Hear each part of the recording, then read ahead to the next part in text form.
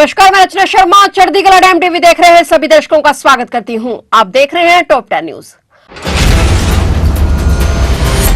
पूर्व प्रधानमंत्री डॉक्टर मनमोहन सिंह का दिल्ली के निगम बोध घाट पर राजकीय सम्मान के साथ अंतिम संस्कार किया गया है। पूर्व पीएम मनमोहन सिंह के पार्थिव शरीर को कांग्रेस मुख्यालय से निगम बोध घाट ले जाया गया, जहां उन्हें समूह परिवारजनों और राजनेताओं की मौजूदगी में नम आंखों से अंतिम विदाई दी गई। मनमोहन सिंह की बेटी ने उन्हें मुखाग्नि दी और इस मौके पर प्रधानमंत्री नरेंद्र मोदी, राष्ट्रपति द्रौपदी मुर्मू, गृह मंत्री अमित शाह, रक्षा मंत्री राजनाथ सिंह, सोनिया गांधी, प्रियंका गांधी और राहुल गांधी समेत पक्ष विपक्ष के बड़े नेता मौजूद रहे।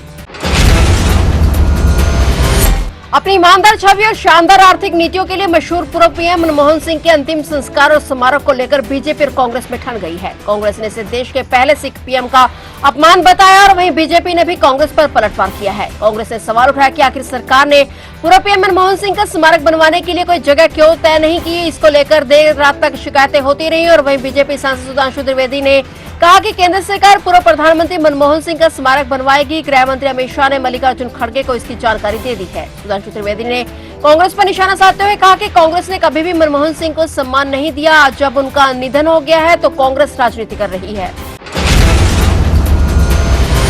आमरण अनशन पर बैठे किसान नेता जगजीत सिंह डल्लेवाल को लेकर सुप्रीम कोर्ट की अहम फैसला आया है और सुनवाई के दौरान सुप्रीम कोर्ट ने जगजीत सिंह डल्लेवाल को अस्पताल ले जाने के लिए मनाने के लिए पंजाब सरकार को 31 दिसंबर तक का समय दिया है। न्यायमूर्ति सूर्यकांत और न्यायमूर्ति उज्जवल भुइया की पीठ ने स्थिति के बिगड़ने देना और डल्लेवाल को चिकित्सा सहायता प्रदान करने के पहले के निर्देशों का पालन नहीं करने के लिए पंजाब सरकार को फटकार लगाई। वहीं जो किसान डल्लेवाल को अस्पताल न जाने वाले दिल्ली के किसानों को भी सुप्रीम कोर्ट ने फटकार लगाते हुए कहा कि कैसे किसान नेता हैं जो चाहते हैं कि डल्लेवाल अनशन पर बैठे रहें। इस मामले में अगली सुनवाई 31 दिसंबर को होगी। दिल्ली के लेफ्टिनेंट गवर्नर वीके सक्सेना ने महिला सम्मान योजना से संबंधित कथित धोखाधड़ी की जांच के आदेश दिए हैं। कांग्रेस नेता संदीप दीक्षित की शिकायत के बाद यह कदम उठाया गया है। दिल्ली के एलजी के प्रधान सचिव ने मुख्य सचिव और पुलिस आयुक्त को पत्र लिखकर आम आदमी पार्टी द्वारा महिलाओं को 1000 प्रति महीना देने और आगामी विधानसभा चुनाव में सत्ता में लौटने पर इसे बढ़ाकर 2100 रुपए करने की घोषणा पर जांच के आदेश दिए हैं। उन्होंने दिल्ली के मुख्य सचिव और पुलिस कमिश्नर से इस मामले की जांच करने को कहा है। संदीप दीक्षित ने यह भी आरोप लगाया है कि कांग्रेस उम्मीदवारों के घरों के पास पंजाब इंटेलिजेंस के अधिकारी देखे गए हैं। एलजी ने इस आरोपों की जांच के लिए 3 दिन के भीतर ही रिपोर्ट देने के निर्देश दिए हैं। बठिंडा में एक निजी कंपनी की बस के साथ हुए भयानक हादसे में कई लोगों ने अपने को खो दिया है और बता दें कि बठिंडा में जीवन सिंह वाला और कोट शमीर के बीच यात्रियों से भरी एक निजी बस नाले में गिर गई और इस दौरान 8 लोगों की मौत हो गई। बठिंडा हादसे को लेकर देश के प्रधानमंत्री नरेंद्र मोदी ने दुख व्यक्त किया है और मृतकों के परिवारों के लिए 2-2 लाख रुपए और घायलों को 50-50 हजार रुपए मुआवजा देने का ऐलान किया है। प्रधानमंत्री ने कहा कि पंजाब के बठिंडा में बस दुर्घटना में लोगों की मौत से दुखी हूँ। अपने प्रियजनों को खोने वालों के प्रति मेरी संवेदना है। पंजाब के किसानों ने अपनी मांगों के समर्थन में 30 दिसंबर को पंजाब बंद का आह्वान किया है। किसान नेता सरवन सिंह पंदेर ने बंद के दौरान आम जनता की सुविधाओं और आपातकालीन सेवाओं को प्राथमिकता देने की घोषणा की है, लेकिन पंदेर ने युवाओं और आम जनता से बंद को शांतिपूर्ण तरीके से सफल बनाने की अपील करते हुए कहा कि यह बंद किसानों के अधिकारों और उनके भविष्य की लड़ाई है। हम पूरे पंजाब खासकर युवाओं से अनुरोध करते हैं कि मंच द्वारा लिए गए निर्णयों का पालन करें और इस बंद का समर्थन दें। किसान मजदूर संघर्ष कमेटी पंजाब के नेता सरवन सिंह पंदेर ने कहा कि 30 दिसंबर को सुबह 7 बजे से शाम 4 बजे तक पंजाब बंद का आह्वान किया गया है।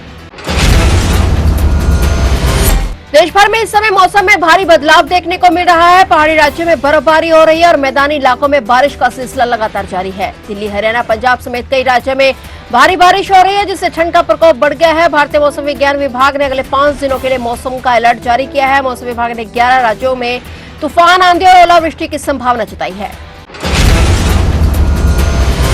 वायु गुणवत्ता प्रबंधन आयोग ने दिल्ली एनसीआर में graded response action plan grab 3 के चरण की तीसरे की पाबंदियों को हटा दिया है। हालांकि प्रदूषण के स्तर को प्रबंधित करने के लिए ग्रैप के पहले और दूसरे चरण की पाबंदियां लागू रहेंगी। यह निर्णय दिल्ली में वायु गुणवत्ता सूचकांक में सुधार के चलते लिया गया है। बारिश से प्रदूषण के स्तर में अभी और सुधार आने की उम्मीद है। दिल्ली में पिछले कुछ दिनों में मौसम की अनुकूल परिस्थितियों और लगातार बारिश के कारण प्रदूषण में गिरावट आई है। आयोग ने नागरिकों से अपील की है कि वे ग्रैप के तहत नागरिक चार्टर का पालन करें। प्रदेश में किसान आंदोलन एक बार फिर से शुरू होने जा रहा है। कल रविवार को हिसार के बास गांव में आयोजित होने वाली महापंचायत में हरियाणा के सभी किसान संगठनों को एकजुट करने की रणनीति बनेगी। साथ ही कहा पंचायतें जिला स्तर पर राष्ट्रपति के नाम ज्ञापन सौंपेंगे, जिसमें किसानों की मांगे सरकार तक पहुंचाने पर जोर दिया जाएगा। उन्होंने कहा कि किसान आंदोलन खत्म नहीं हुआ है और यह केवल स्थगित किया गया था। यदि किसानों की मांगें पूरी नहीं तो खापे देश भर में आंदोलन को फिर से सक्रिय करेंगी। दिल्ली विधानसभा चुनाव में अजित पवार की पार्टी ने 11 सीटों पर अपने उम्मीदवार उतार दिए हैं। महाराष्ट्र में पार्टी ने बीजेपी के साथ गठबंधन में चुनाव लड़ा था, लेकिन दिल्ली में पार्टी ने 11 सीटों पर अपने अलग से उम्मीदवार उतारे हैं। हालांकि जिस प्रकार एनसीपी ने अपने प्रत्याशियों के नामों की घोषणा की है, उससे जाहिर हो गया कि वह बीजेपी के साथ मिलकर चुनाव नहीं लड़ रही है।